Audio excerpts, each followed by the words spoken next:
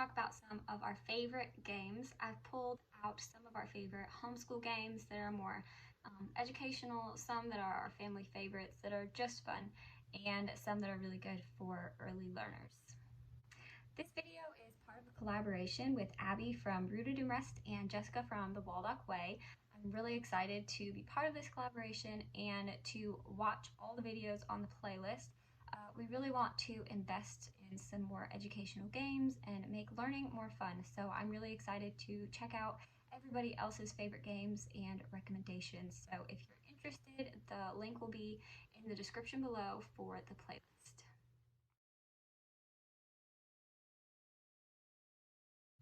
So hi, my name is Adrienne from Hello Harris Homeschool. I am a homeschool mom of 3, and here I like to talk about all things homeschool, family life, and motherhood on my channel. So today let's look at all of these games that I've pulled off the shelf. I'm going to start with some of our early learner games. We just had a few before we started adding more games recently. When they're little, it seems to be a little harder for me to play games with them. But one of the first that they really liked was this What Should I Do game. And this says it's for here it said for grades, it says it's for pre-K, but it also says for 6 and up. I played this with my preschooler and kindergartner last year, and we still play this some this year. It's really cute though. It just walks you through this game board, so you're just working on counting and spaces, and sometimes you'll land on spaces and it will be a good thing, like you help someone with their homework so you get to skip some steps, or maybe you did something wrong and so you have to go back a few steps. It's really cute and really simple, but they really like this game and they asked to play this one still. The other early learner game I pulled out is the Sneaky Snack Squirrel game. This one is really cute. It's beautiful. I just think the pictures and stuff are really beautiful, and it's great for counting and colors and fine motor skills. It comes with this really cute little squirrel tweezers, and you have to pick up these acorns with them. So these little bitty acorns that you have to pick up. So it comes with this spinner, so you spin it and it can tell you how many acorns to pick up. It can tell you what color to pick up. It can blow them all away. You can steal someone's acorn, or you have to give one away. So it's pretty fun, numbers and colors and fine motor skills with pinching them. And the board is actually the box to this game. So you would lay it down and you put all of your little acorns on here, and then you just take your little squirrel and you have to pick up the acorn and you put it on your little piece. So you get this little wood piece, and you have to put your acorns on it with your squirrel. So this is a really great game for little ones, and I want to say this is for ages 3 and up. So it's really great with your toddlers, your preschoolers, but it's also really fun to include your older kids in it too.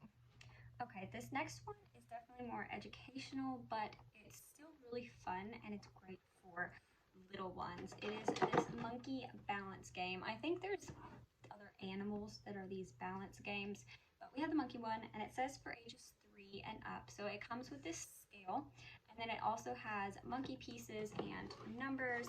And I love this game because it not only helps with counting and with numbers, but it helps them really understand counting. So they have all the counters, and they can physically put the pieces on here and see that it matches the number. And it also can be played at different levels. So my littlest one could help me put the monkeys on and count it. So here's the monkey, and she could put them on, and 1, 2, and then maybe my older kids could help her find the number 2, and they would balance the monkey, and if it balances, it's right. But also it comes with all of these cards, and so what I do is I don't have them just draw out of the pile. I will separate this out based on their skill level. So my preschooler, when he was working on numbers, I would just give him this purple side that had the number. So then he would have to find the number that matched and count that many monkeys. But it has a couple of different ones. There's also just math problems. So my first grader who's really working on his math facts would do this side. And then there's also this green side. So it would have the number and the monkeys, and so you would match this card. And then some of them are just monkeys. So you would count them up and put that many monkeys on there and then find the number. So this is great for if you want to play a game and you have kids that are all different skill levels. It's still educational and it's fun and you get to play with the little monkeys, but it's something that you can do all together. We have also been really liking these Professor Noggins games. We have 2 of these. I got Oceans. We studied Oceans last summer, and my oldest was really into it. So this trivia game was fun. It's just little tidbits of information. Now, they're not just cards. It is a game. It comes with this little dice. So you roll the dice, and then you pick your card, and then it has a picture, and on the back, it will have some questions, and there are some easier questions and some hard questions, and then whatever number you roll, you just read that question. So the pictures are beautiful. So you get to learn some names of some of the animals and then also learn some trivia about them. There's lots of true or false and then some facts about them. Now, we did not know most of the answers to this when we started playing, but the pictures were fun. It was really fun to sit and do around the table together. And then we also have the reptiles and amphibians one, which my son likes. I don't like snakes. I'm not a fan, and he thinks it's hilarious to watch me hold up the snake cards. So if your kids really are into that, that might be fun for them. They have several of these. There's lots of history and geography and science ones. There is just an endless amount of topics of these Professor Noggins games. Hopefully we can add more in the future, but this was definitely a hit in our house. Okay, so the next few games that I have are pretty new to us, but we've had a blast. Even my husband and I have enjoyed playing some of these games with them. They're very educational, lots of logic games, and they're enjoyable for everybody, not just the little ones. So the first one is this connectors game. It's the Road Rush version. It says for 6 and up, and it's for 2 to 4 players. So this was the perfect one for our family, and it's really great. It says that it has the key skills are problem solving, creative thinking, logical reasoning, decision making, social, and communication. So basically, you have all of these little cards and they just stay in here and you pull them out, and it has different roadways on here. So there's grass, there was water on the last one. Let me see if I can find another one. There's dirt, and then there is more in here. There's also road pieces here. So some of them will go from road to dirt, or it'll change to a different path and you can't connect it to a different one. So if you have a road piece, you have to play it on a road piece, or if you have a grass piece, you have to play it on a grass piece. But it also has these cars that are on fire, and then it has the fire trucks. So you can't put a piece where a car is on fire, you have to put the fire out. So you really have to think about where you put your pieces, and there's dead ends, and so we all place our own pieces so you can mess people up, so that you can use your cards, or you can help everybody out. It could be a collaborative thing. And then there's another way to play this game too, where you each get your own separate pile and you build your own roadway, and whoever uses the most pieces the quickest will win. This is just really fun. My kids really love cars and roads and things, so this has been really fun for them and gets their brain thinking. The next one is a Peaceable Kingdom game. This is a collaborative game, so it is Race to the Treasure, and it is so good. My kids are in the stage where it's really hard when they lose, and sometimes it's even hard when they win and they're gloating. So you work together to get the treasure, and so you have to make choices together. You talk it out and figure out which way is the best path to make, and you have to beat the ogre who is trying to get to the treasure first. So this led to some pretty good conversations and working together, which is sometimes rare in our house with two kids that are really close in age. So the next game that I have is something that I bought my son for Christmas, and this is one of those things that I found on sale months in advance. It was $5. I had no idea what it was other than it had trains, and he was really obsessed with trains at one point in time. So this is engine number 9, and let's see, what is this rated for? Ages 5 to 105, so ages 5 and up, and it is so much fun. I'm really glad it turned out good for a $5 game. But so the way this one works is the board changes. So you'll roll the regular dice, and then you'll also have a color dice. And whatever color dice you roll is the piece that you move. And so the track is changing. So as you're trying to go from the start all the way to the finish, the board is constantly changing. So maybe your train is on the piece that moves and you end up really close or really far away from the finish. And it's just really fun. You really have to think out where you want to go. You have more than one piece that you can be moving. You also have to figure out if the pieces of the board are going to be moving and who you're going to be knocking off.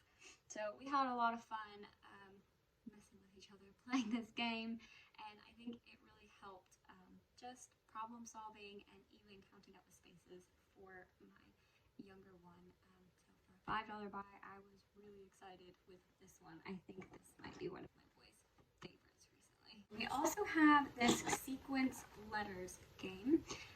This was really fun. We have played this once so far, but I really liked it. Basically, you just have this big game board, and it has all sorts of pictures that will have the beginning letter sounds. So it has like the watermelon would be W, and there's 2 pictures for each letter sound. And then you draw from a pile that has all the letters, and you have to find a picture that matches that beginning letter sound, and you'll put your chip on it. And I think you have to get 4 in a row to win, and if you do, then you're the winner. But it's really good practice for my first grader, just remembering the letter sounds and all the words and sounding them out. He was pretty quick at this because he's getting better at reading. But for my kindergartner who has been struggling this year, this really made him think about it, but it made it really fun, and we just kind of worked together. I helped them do it. But this is really good practice. This is really good practice if you're working on your ABCs, or maybe you've mastered them but you want to review in a fun way. We really liked this one. The last educational thing we have is something that my mom bought me last year, I believe, and it is a magnetic fishing game. So this is by Game Note, and it says 3 and up. I guess your 3-year-old could just fish them, but it is not just a fishing game. It has words that you're reading. So you have the little fishing poles, and then you also have this little, this big piece here that you put all of your fish in. And then it has several different bags and colors of fish, and they have a little magnet on it. So they'll have words on them. I think a lot of these are supposed to be sight words, but we aren't really doing sight words. We're really working on phonics. So what I would do is I would take the time to go through the bags and find the ones that I know my child could read. So I would pull those out and throw them into the pool, and we would catch the fish and read the word. And if you could read the word, you could keep the fish. If you didn't get it, then you put it back, and next time you know what it is, so you can pull it out. I also included my preschooler last year in this, and I put magnetic letters and numbers in there so that he could tell me the name or the sound or the number, and then he got to keep that, and that's how we played. So this can also be altered for multiple ages, but it's got so many pieces. So it has some small words, so there's the, and then it's a little bigger words. But there are so many pieces, and most of them are dumped in this box here. There's 1, 2, 3, 4, 5 different colors, and then it comes with 2 of the fishing poles. This was really fun, and we didn't always play it to a certain number. Most of the time I would pick just a few words and throw them in there, and we'd play till we read them all. But it made reading a little more fun. So those are all the educational ones that I have that have been really fun for us to help us just enjoy the learning process of reading and numbers and thinking through our choices. But I have 2 left. These have been our family favorites. I don't know how educational they are, but they're really fun. Even my 2-year-old has been having fun playing these. So the first one is definitely my husband's favorite. It is the Disney I Found It card game. I have never liked the I Spy games or the books or the I Found It or whatever you want to call them. I've never liked them. I'm not good at attention to detail, but this game is really fun. So you just have these cards, and hold on, let me find a good one to show you. So there's several different ones, and this is based on the Disney I Found It board game. I'm going to say it's like 6 feet long, but we don't have that one. We just got this one for Christmas. So it just has different cards, and they have different scenes from Disney on it. And what you do is you will take the card, and on the other side it has a picture. So you have a stack in the middle, you flip it over, and so swords. So everybody has a stack of their cards, and they're gonna look through all of their cards and see if they can't find a sword. And the first one to lay it down gets rid of their card. So the goal is to get rid of all your cards. Now, even I find this fun, and I don't like I Spy books. I just have never liked them. But this game is really fun. There's lots of laughs and giggles going on here. My 2-year-old even likes to play this. We'll give her a couple of cards, and she'll just look through it and point out the things that she knows, or sometimes she will help us flip the card over so we can see what the next thing we're looking for is. And she feels included and has fun with this one too. Probably my favorite game that's just really silly and really quick is this Happy Salmon game. Again, I had no idea really what this was when I picked it up. But I was just intrigued. It says that you can play it in 90 seconds, and it's for ages 6 and up. So, oh, and now it's upside down. And so we bought this, and it's really silly. You just have these cards. You each have your own deck of cards, and you flip through them, and each card has an action and words that you say for each card. So everybody flips one card over at a time. So maybe you'll be saying high five, and you have to find a person that also is saying high five. So you're doing the motions, and you're shouting the word, and you need to find someone in the group that's doing the same thing. And so then you would high five and throw your card down, and the first person to get rid of your cards wins. And it's really fast paced, and it's hilarious. You're all standing around in a circle with your cards, doing these crazy motions and shouting. So maybe you're fist bumping or high five, or you switch it up and you trade places and throw your card down. And it's really fun. It's just a good way to get some good laughs and be crazy together. But this one is, again, upside down. But this one is really fun to play as a family, or when we have friends over. We had a cousin over a couple weeks ago, and we had a blast playing this. We never play this any less than like 3 times in a row. So this one is just a little extra fun. Okay, so those were all of our favorite games. We do have some more games, but these were our favorites, from early learners to some educational, and then just some family favorites.